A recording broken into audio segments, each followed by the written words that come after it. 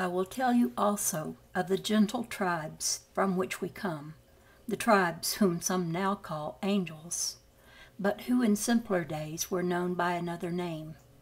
For thousands of gentle circlings of this earth around her star, the peoples of the Americas, the highlanders of Asia, the natives of Central Africa, and earth people the world over have known us as the bird tribes.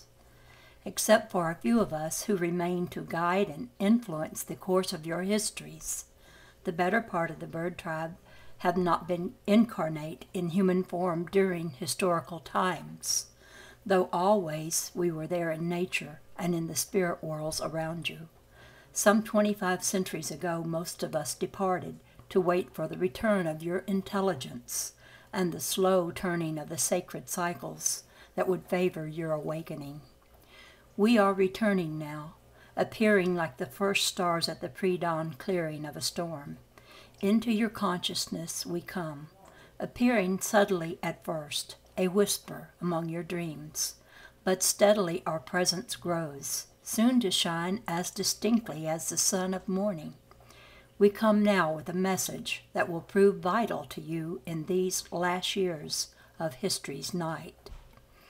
We call to you, human ones, beings of light, rise up from your tradition-bound past and become our creative partners in the continuing unfoldment of wonder.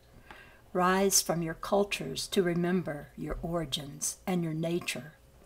Light bodies, like stars, agreeing to stay in specified temperature ranges for certain periods of time, creating time and space, distances between you, painted spatial landscapes on the screen of time, drawing stardust into the dancing fields of your light.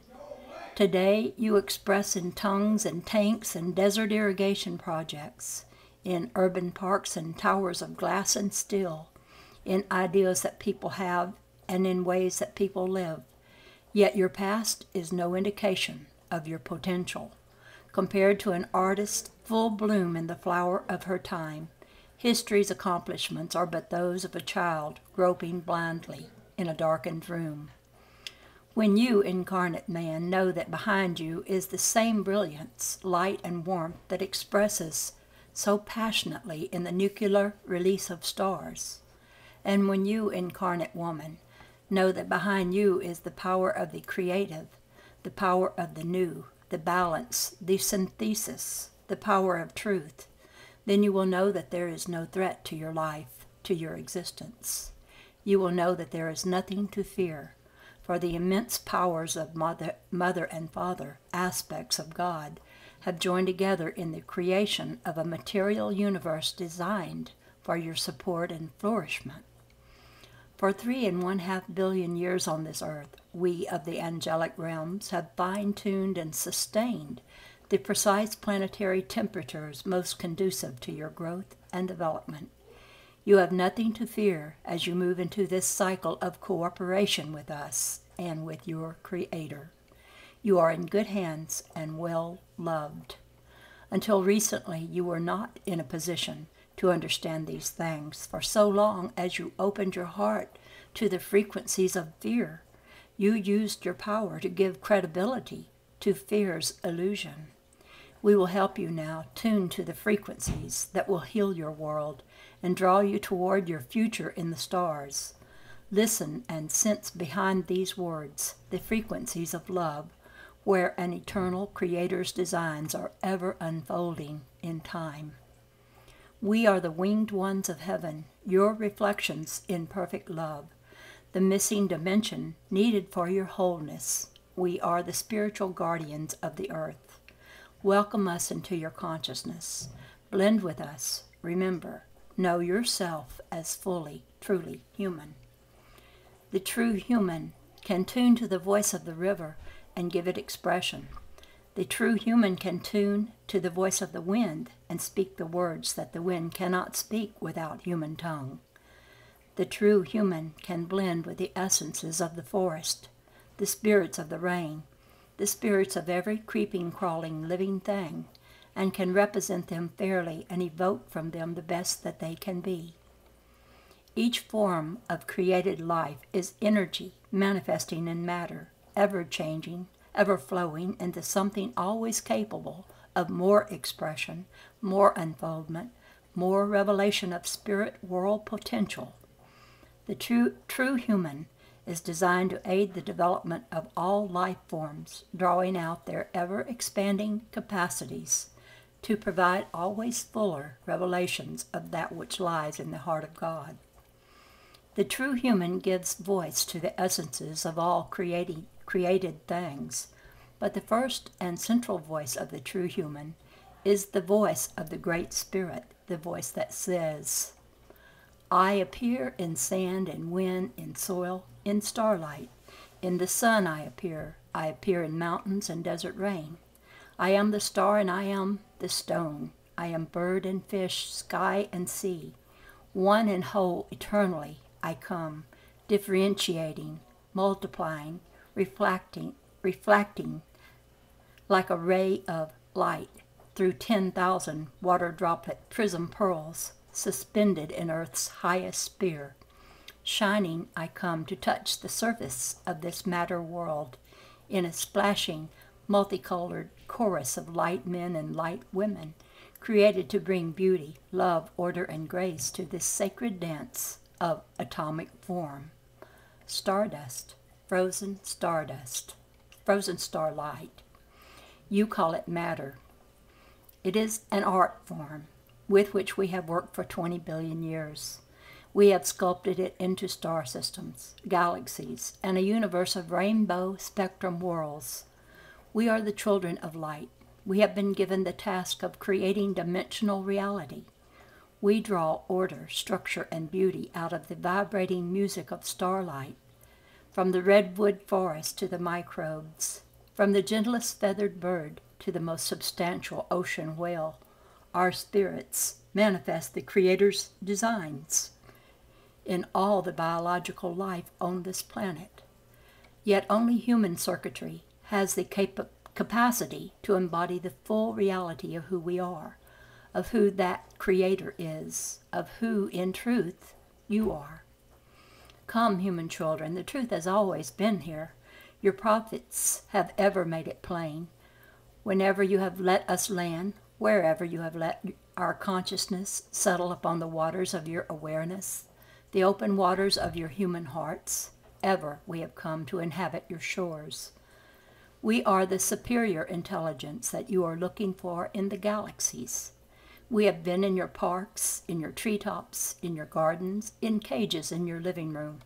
We are the bird tribes, and we are returning. We are here to teach you how to fly. Take us out of your cages of concept and archaic definition.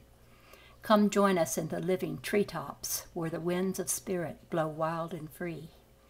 We are the bird tribes, and we love the flowing, fluid, gentle waters of our Mother's eternal truths, as we love the stars that nourish and support these biological robes of dancing light.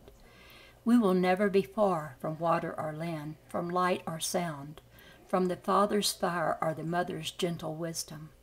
For we are the bird tribes entering this earth to swim beneath her waters as fishes of the sea, to walk on her land as the mammals and the humans of this age, and to fly through her heavens on the wings of the love that created us and creates us anew in each moment.